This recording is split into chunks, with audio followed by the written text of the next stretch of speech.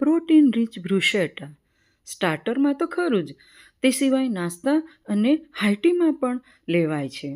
તે માટે અડધો બાઉલ થીજેલું દહીં એટલે કે હંકડ, અડધો બાઉલ છીણેલું પનીર, અડધો બાઉલ ફણગાવેલા મગ, 1/4 બાઉલ બાફેલા અમેરિકન મકાઈના દાણા, 1/4 બાઉલ છીણેલું ગાજર, 1/4 બાઉલ બારીક સમારેલા કેપ્સિકમ, 1/4 બાઉલ બારીક સમારેલ ડુંગળી, 2 લીલા મરચાં બારીક સમારેલા, અડધો બાઉલ કોથમીરના પાન લેવા.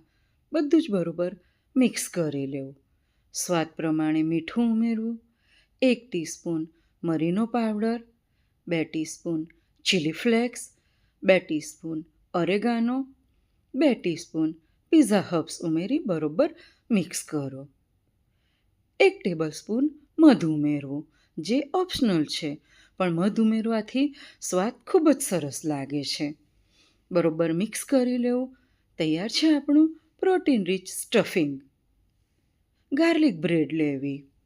ગાર્લિક બ્રેડને તવા પર બંને બાજુ શેકીને ટોસ્ટ કરી લેવી અથવા તો ઓવનમાં ટોસ્ટ કરવી. બરોબર ક્રિસ્પી થાય તેવું ટોસ્ટ કરી લેવી બંને સાઈડ. ટોસ્ટ ઉપર કવર થઈ જાય તેટલું પ્રોટીન રીચ સ્ટફિંગ ઉમેરવું.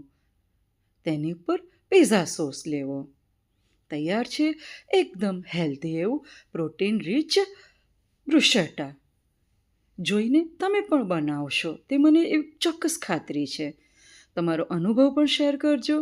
ફરી મળીશું બીજી વાનગી સાથે.